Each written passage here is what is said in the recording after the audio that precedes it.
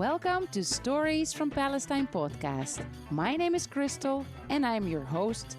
I've lived in Palestine for over 7 years with my husband and children, and currently I study the tour guide program at the Bethlehem Bible College.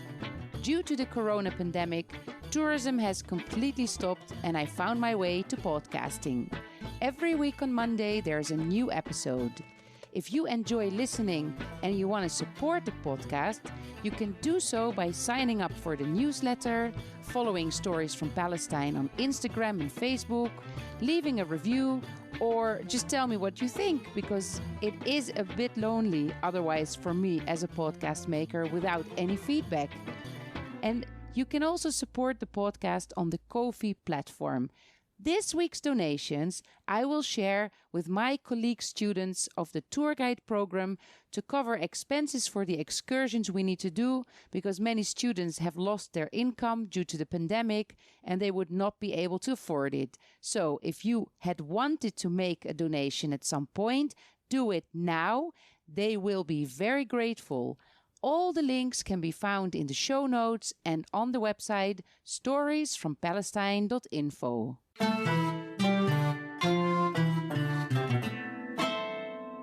Last week I took you on the fields to join the olive harvest on Daoud's grandfather's land, and I had a lot of very nice responses from listeners to that episode. The olive harvest is still going on, so I decided for another episode on the olive trees. This time we are focusing more on the historical, cultural and economical importance. For today's episode, I interviewed Maysoon Sharkawi. Maysoon is a researcher and lecturer. She holds a PhD in history from the University of Lorraine in Nancy in France, and her thesis explores the social, historical and economic environment in which the concept of Palestinian cultural heritage has been formulated throughout the past 2 centuries. And I stumbled upon her research paper written on the website myheritage.ps about olive culture in Palestine. And when I started reading it, I just couldn't stop. So I decided to contact her for an interview, and I am very grateful that she said yes.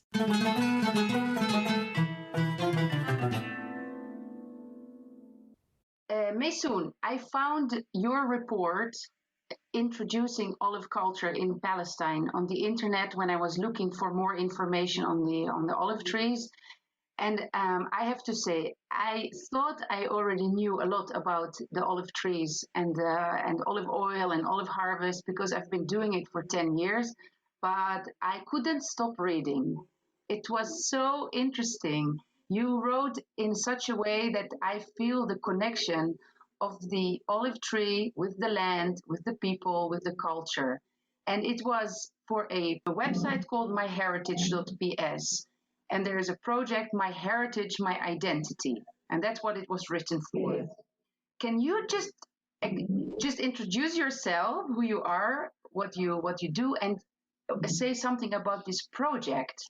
Thank you, Chris, for hosting me, and thank you for this nice comments of yours. Actually, I'm not a specialist of olive oil culture. Actually, what I'm interested in and my area of research is the industries of Palestine in late 19th century, beginning of 20th century, what Palestinians used to produce. And I take this research from a historical point of view. For instance, actually, I'm working on the mother of pearl industry. It was hugely spread since the 16th century in Palestine. And also I'm working on the glass industry that used to be, that is still produced, but in a smallest scale if comparing it to the mother of pearl industry. So these are my fields of interest, my field of research actually. Late 19th century, beginning of 20th century, what Palestinians used to do, what are their relation to trade and commerce with other countries. And since I've worked on an olive oil industry as part of my thesis, my PhD thesis, so I tackled the subject, I had to tackle the subject of olive oil culture eventually. During my thesis, I documented the pressing machines that existed, that were used by farmers in the Palestinian villages. This is my research. This is my relation to olive oil and olive trees. Yes. Yeah. Now let's start with that, because I've just last week I went to Beit Jala to the olive press, and you must know it Yeah. if your family is living in Beit Jala. And this is now all mechanized. But I mean, how did Palestinians used to press their olives before they had the motors, the electricity, the oil to work these machines? Palestinian, they cultivated the olive tree basically for to use their oil and not for to eat olives. Archaeological evidence show that the production of olive oil was practiced since the Neolithical period. That means between 8,000 and 4,500 years ago. So, and many evidence, if you go to and each village, even, and this is quite curious, even next to all the presses where we used to press olives in late 19th century, we usually find archaeological sites next to them because the olive yards are also approximate. So this is, it's an industry that is really interrelated to each other. You have to find the yards, and then you have to find, many archaeological sites, and then you find the press that were used in late 19th century or beginning of the 20th century. So Palestinians had practiced these techniques all over these centuries, and even what was curious for my research that even in the end of 19th century they used modern machines to produce olive oil. Modern machines for that time, the same machines that were used in Italy, the same machines that were used in southern France were also used at the same time in Palestinian villages. And this shows that they depended largely in the production of olive oil to sustain. And we don't have to forget also the soap industry that was very much interrelated to the olive oil industry. Basically, the soap manufacturers, they used half of the production of olive oil. So most of the oil was produced for industrial purposes and for commercial purposes. Do you think that if you look at the olive oil that is produced today, for example, is it more for personal local use or is it more for export? Unfortunately, yeah. I don't know if it's unfortunate or fortunate, but unfortunately, olive oil is practiced on local basis, personal basis. The good thing about it is we are still practicing it. We are still consuming our olive oil. So let's be optimistic that we won't be importing any olive oil in the near future. Yeah. Yeah, that would be something. Yeah, that would be something, but I don't know if we can sustain. 100 years ago we were exporting olive oil, but now we're not exporting. We're just, we're consuming what we produce, and sometimes we hardly have sufficient olive oil. Like this season, for instance, this season is very bad comparing to the previous one. What is the reason for that the quantity has so much diminished that they cannot live from export anymore? Well, because first of all, the population has increased. The land has shrunk. We don't have enough lands to plant olives.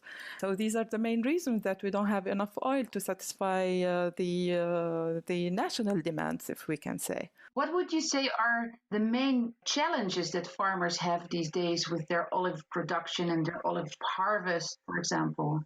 First of all, most of the lands exist in Area C, and Area C represents 70% of the lands in Palestine. Most of olive trees are situated in Area C. So these are the challenges, that these lands are constantly confiscated every day, and the trees are demolished and burned. We're facing this every day. So these are the main challenges. Sometimes also farmer lands exist in Area C, and they sometimes they don't have permits. They need special permits to go pick their olives. Sometimes they never get these permits, and sometimes they are allowed only a small number of the family can go access to their land, and sometimes they can't harvest the whole yield of their land. So many challenges are facing the farmers, and this makes them, keep away from the main issue is to keep them away from their lands. Yeah, we've also heard that this year there is a lot of like previous years, a lot of settlers who are attacking the farmers during the harvest. And in previous years, we had a lot of foreign volunteers coming in to support the farmers. But now, because of the COVID, there's no foreigners. So it means that this year is going to be probably extra hard for the farmers without any international presence. Yes, of course. That was really, really important. The international presence is even in some areas in Hebron when they used to accompany farmers so they can be able to harvest their olives. Yes, I think in the last 40 or 50 years, 1 million olive trees have been uprooted. I don't know if this information can give an image of the challenges that the olive tree and the olive culture is facing actually in Palestine. Do you have an idea of how many olive trees there would be right now in all of Palestine? Approximately 11 million olive trees, if I remember these statistics correctly, including Gaza. I always hear people saying that the olive tree is a blessed tree.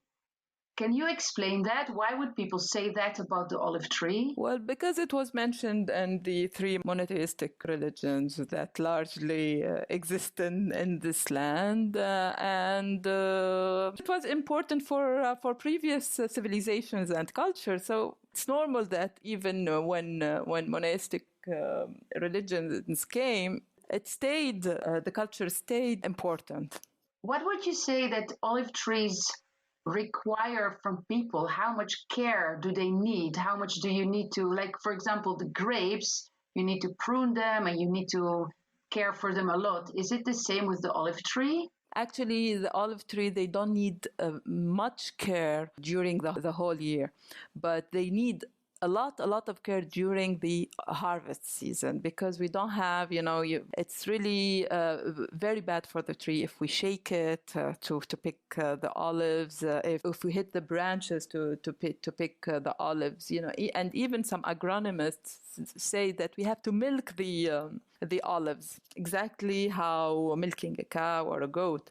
So we have to be very careful because it's very fragile and very delicate fruit. So even when it falls on the ground, it turns black. So we have to be very careful. And the practices of harvesting the tree, they damage the tree. And actually, some agronomists also believe that these practices makes that the tree has become a biannual crop. Can you explain that? What does that mean, biannual crop? That means that we have one good year followed by a bad year. In some areas in the Mediterranean, they go to the fields only once every 2 years. But still here in Palestine, the harvest season is practiced every year. Even when we have a bad season, we still go to the lands and we still collect the our olives. In concern of presses, ancient presses, even 19th century presses, they were always equipped with wells. And these wells, olive oil was kept in them when we had a good year, because they knew, farmers, that the following year there won't be enough oil. So they kept the oil in the good years for the following year. But still they went to the ground and picked their olives. We said that now we have the modern machines, but you said the olive tree was already in Palestine probably in the Neolithic period, which is the Stone Age. How did they used to press the olives in those times? Archaeologists have documented around 12 different techniques of olive oil pressing in Palestine. maybe it's hard to explain them, but we have this document, and we have a huge remains. When we press olives, several methods are implemented in order to obtain the olive oil. First of all, they have to go into a crushing apparatus that is not used anymore in modern presses. And then the paste, after the olives are crushed, the paste is put into baskets, and then the baskets are transported to the press. The paste is pressed, and then the liquid is obtained, and then that the olives contain water and oil, so then they are separated in special vessels. So it was quite a complex operation, and that's why because stone was used basically in this process. So that's why we can easily find these findings everywhere in Palestine. So you mean they used to crush the olives between stones, and then the paste used to be pressed between other stones, or how did they press out the oil? Actually, the olives are quite hard, so they have to be crushed. Unlike grapes, as you mentioned, the grapes are very soft, and they used to be crushed with an apparatus. I think you've seen that in Beit Jala or Beit Sahur somewhere, called al-bad. And you can go visit a museum in Bethlehem next to the Nativity Square called Jacamani Museum. And they have this huge apparatus for crushing olives, and they have the press, so you can see the whole process. And thanks God that there are still, some places where these techniques are kept, and we can still observe them. I read in your report, if people in old times, if they were running out of olive oil, but it wasn't really yet the time to pick the olives, they had also a procedure. I think it's called zayt tfah or something like this. Yeah, actually, yes. Sometimes we produce olive oil before the announcing of the harvest season, and these practices, unfortunately, are not practiced anymore. Maybe slightly by elder women and some villages, they still practice these methods. Actually, before the announcement of the harvest season, olives are, sometimes we find the olives on the ground. So all the elder women or anyone, or elder men also, they pick these olives, and they crush them, manually, and then they put them in a special vessel, pour hot water on them, and then they collect the oil that floods on the surface of the crushed olives. Another technique, I think, they burn olives as well. They used to burn olives during the harvest season. They burn them, and then they crush the olives with their hands, and they obtain a special oil scented with fume. بدودية هذا. بدودية بالضبط. They know the know-how, it exists, it's there, it's here. It's so interesting. Like, we as human beings, we come and go, we change, but this knowledge is transferred from generation to generation. Do you know, are there any interesting proverbs or sayings in Arabic that are really about the olive trees or the olive harvest? During my research, when I used to go to villages and interview elderly people, they always used to repeat the same proverb that خبز وزيت 70 في البيت. That means that olives and olive oil and bread are basic food that we have to keep in our houses. Yeah, I mean, I know, because I've lived here for 10 years now, that olive oil is used for almost any dish, and it's used a lot to sprinkle on salads and on hummus and on baba ganoush and so. But I've also heard people who literally drink a little cup of olive oil every day because of health benefits. Yeah, sometimes, I heard farmers, they used to, yes. I can say nothing about it because I really don't know what benefits, one glass of oil or a small cup of oil can give. But yes, maybe it's important, or maybe it's good. Actually, human beings, they eat what they produce. This is the crop that exists, so it's normal that they consume it in different ways in their daily life. And Maysoon, I also, when I came to Palestine, I was first confronted with, first of all, with mountains and hills that we don't have in the Netherlands, where I'm from. But then I realized that on most of the mountains here, there are these agricultural terraces. Can you explain a little bit about the importance of these terraces? This is another evidence how prosperous olive trees were in Palestine. And they dominated the landscape of the Palestinian village. But actually, they weren't elaborated for aesthetical reasons. They were used because they were practical. Because you've been here for 10 years. You know that we have heavy rains during winter. This architectural terraces, they protect the soil. And also we have very warm summers. So these terraces also protect the land from dryness. So this is the main reason why they are used. And actually they are inscribed on the World Heritage List of UNESCO, the Batir terraces, the beautiful Batir terraces. Yeah, I am planning a special episode about Batir. I'm going to visit there and do some interviews. And we will dive deeper into that. But I was also wondering, the olive tree, where does it flourish most? What is the best soil, or what are the best circumstances for this tree? Well, I think the blessing, the real blessing of the tree is that it flourishes in arid areas and in moderate, medium soils and in good soils. Everywhere in Palestine you can find olive trees, even in plains. But it is believed that the trees prefer the hill mountain areas, like Hebron Mountains, Beit Jala Mountains, this central area of Ramallah, Nablus hill area. This is the belief, but still they are present in most of the Palestinian plains. And if you go up to the north to Tul Karam, they don't have hill areas, and the tree is very prosperous up there. There is no place in Palestine where we can't find olive trees, but people who live in in highlands, they prefer olive oil that's produced in the highlands, and people who live in the plain, they prefer olive oil that is produced in the plain. Each community defends its oil and are used for a particular oil, because we have different kinds of olive oil. We have light, different degrees of oils. Is there a place in the Palestine where people say, well, the best olive oil is from this region?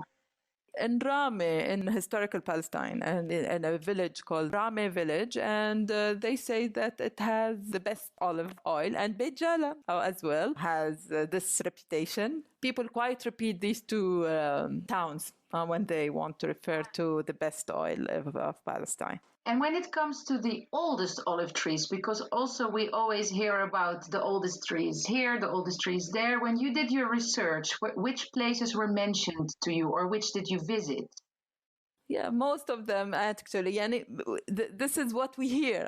But if we want, scientifically, if we want to document that's another thing. But, people say that, for instance, the trees that are in the Garden of Gethsemane in Jerusalem are the oldest ones, and they date to the Christ's period. It's believed also that in Hebron, Tel Rumeida, it's believed that the trees that are there are the oldest. And that everybody says that the olive tree in Al-Walaji village is the oldest. But it's very hard to know the age of an olive tree, because there is a particularity as well in olive trees that as they grow up, the interior of the olive tree hollows. So it's not easy to count the number of years of the trees, but we know that it's old from the hollowness inside the trunk of the tree. Yeah, because usually you would count the rings, the year rings of the tree. Exactly. If the inside disappears at some point, you can't count. Yeah, but if the inside disappears, that means it's quite old as well. So, yeah. I was reading that the trees in Gethsemane, that a few years ago they did research, and they found that these trees are probably from the Crusader time, but that the DNA of the A trees is so similar that they were probably taken from one tree and then replanted, so that maybe they are the children of the olive trees that were present in Jesus' time. And this appeals to the pilgrims. And this is how we plant new olive trees, and the olive trees that we know now. It's exactly. Do you have any idea about how many kilos of olives, for example, you would need to produce a liter of oil? Or can you say something about this, the production? Actually, it's quite hard to answer you this question because, for instance, this year is a bad year, but the kilo is producing a good quantity of olive oil. And sometimes we have very good years, and the kilo is producing a lesser quantity of olive oil. So it's not constant. It's not a constant issue, but it is believed that 50 kilos may produce 16 liters of oil.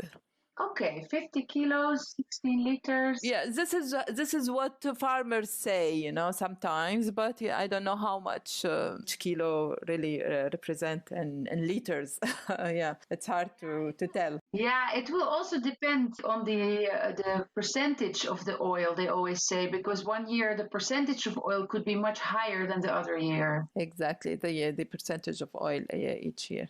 It's believed also when it rains that olive oil flows in the olive. During your life period in Palestine, that it used to rain by this time in September, by the end of September, beginning of October. Now we're not having any rain. We still didn't have any rain till now. So I think this also may cause the drop of one of the reasons why we're not having as much oil as before. My mother-in-law always wants to wait with the harvest until after the first rain. She always says that it's like, no, let's not do it this weekend. Let's wait next weekend. Maybe it's rained. Yeah, it is believed. This is the practice, People before, they used to go to this is what I heard from interviews of elderly people as well. They used to go after several rains, not only one rain, to the field, and they never used to start before November, because they believe, and even in some regions of the Mediterranean, they believe the longer the olives stay in the trees, the more oil they can produce. But now, because of the good and also because of the techniques that were used before, the traditional techniques, so they needed to have this ripened olives before they take them to the press to crush them and etc. But now, because since we have modern presses and we don't really have enough labor to pick the trees, so we go in one weekend and we want to to collect as much olives as we can, and we go press them. And most of the holidays are in the beginning of October, because also the workers come from Israel and are join their families to go to pick. So these some practices also are harming the yield and are harming the know-how of the accumulated olive culture in Palestine. That's actually really interesting. I never thought about it, but how the fact that the state of Israel was established here with its own new practices and its own holidays, and that they impose this on the Palestinians also will change part of the habits and cultural heritage. Of course, yeah. I never thought about it. Maysoon, I wanted to ask you one more thing about, because we talked about the fruits of the tree, about the oil, about producing soap, but you can also use the wood of the tree. Yeah, of course. Doves, actually, because, the tree is very symbolic and very important. The olive oil and olives are more important than devotional items to produce and sell. And economically, they are of a better value. It's a practice that devotional items are produced from branches. We can afford to cut off the tree to produce some small items. We don't have big items you can never have shelves made of olive trees. So this symbolism of the tree, made that Palestinians were creative enough, because of the tourism industry, because of the tourism market that existed since the 19th century, and even before, because of the religious tourism in Palestine. So they used to elaborate things and produce these items. And you said that you know something about, and you studied deeply, the mother of pearl industry. So just to make a quick sidestep, because of course I see mother of pearl here in the shops, and I've always wondered, why mother of pearl? where does it come from? And why? How did that become a thing in Bethlehem? It was always been practiced in Palestine since the 16th century, but since the 16th century, a shift have occurred on the mother of pearl industry when it was largely supported by the Franciscans in Jerusalem. They started the olive trees, a devotional item. They started to inlay them with mother of pearl. So from that period, the know-how and the practice have become an industrial, also had industrial purposes for many missionaries and then for many Palestinians, that they had shops and practiced this industry as a main source of economical revenue, especially for the holy cities, Jerusalem and mainly Bethlehem area. Yeah, but how did it come? It came from the Red Sea, but it came from Eastern Pacific, from this area, from Philippines, and they used to import this raw material from these places in order to sustain their industry. I prefer not to say much because I'm still working on that. So, but maybe another time, maybe that's for the next time. Yes, maybe we can talk about this mother of pearl and the glass industry. Next episode on mother of pearl. It's very fascinating, also the glass industry in Hebron. Nice. Yes. Yeah, I am interested. So I'm going to keep you in the loop for that. Inshallah. My very last question, because I read that when you wrote this report, it was related to the Masar Ibrahim, which is a route from the northern part of the West Bank, I think, to the southern part. And you can walk this in about 3 weeks' time. And it's something that really is supposed to attract a lot of tourism for people who enjoy hiking. And so how did your work, this report, support the work of Masar Ibrahim? Yeah. Actually, I was commissioned to elaborate a route, an olive culture route from the existing Masar Ibrahim that connects the north of the West Bank to the south of the West Bank. And actually, I put on the route all the landmarks that are connected to olive culture in Palestine. So hikers can, if they want to make an olive culture hiking track, they can stop on these landmarks. Many of them are in many archaeological sites exist in Hebron, even in Hebron villages. And then they stop at Tel Ermeid with its olive garden. And also in the old city of Hebron, there are some olive presses that dates to the end of the 19th century. They can go to Walaji, see the oldest olive tree. They can go to Badja Kaman. And they also can go to Nablus and see the Tuqan factory that produces soap, that still produces soap in a traditional way. So I tried, to put these landmarks that are connected with olive culture on the track. It's a very good project, and they tackled other subjects that are related to the Palestinian cultural heritage, the maqamat, the shrines, the landscape, the architectural also building. So it's very interesting if you also can contact my colleagues in this project and see their interesting work. Well, they are actually... Yeah, they actually have their new office right next to our cafe in Beit Sahur. Okay. So we do see them, and George Rishmawi is a good customer of our cafe. So I'm definitely... He's a good friend of mine also. So you send him my regards. I will. And what I will also do in the show notes of this podcast and on my website, I will put a link to Masar Ibrahim so that people who became now interested and enthusiastic to come and visit Palestine when the world opens up again, inshallah, that they can come and do this kind of hike.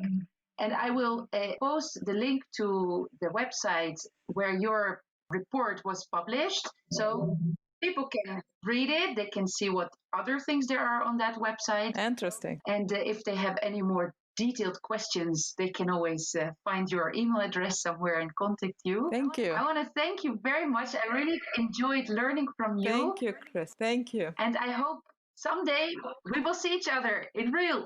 Definitely. Yeah. I'll make sure. Yeah, when I come to Bethlehem, inshallah, after this coronavirus is over, or I'll come before. But when the sanitary situation is better, so yes, I'll make sure to come to your cafe and have coffee with you. That would be wonderful. That would be wonderful. Thank you so much. Thank you, Chris, for hosting me.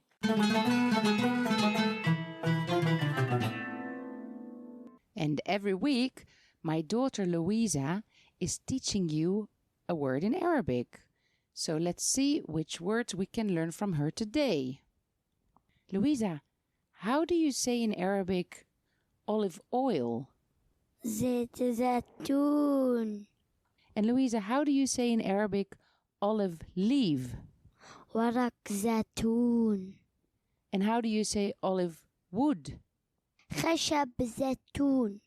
Thank you, Louisa. Thank you for these words. And next week, we will learn other words.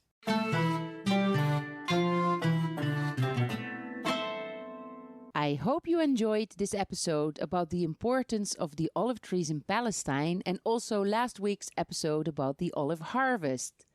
I would like to take this opportunity to promote the gift shop of the Bethlehem Bible College where I study the tour guide program. The gift shop sells items that are made by local artisans and craftsmen, and they support the local community and generate funds for scholarships for students. And they support fair trade. They have an online shop from where you can order beautiful products directly from Bethlehem, including olive wood items. They are great Christmas gifts. They ship almost everywhere in the world, but it may take up to a month to arrive. So don't wait. Go to their website to do some nice Christmas gift shoppings for a good cause. Their webshop is called the Star Bazaar, and you will find the link in the show notes and on the website storiesfrompalestine.info. There you can also find the link to the Ko-fi platform if you want to make a donation. And remember, this week's donations are for the tour guide students. Well, that's it for this week. Thanks for listening and ma'as salama.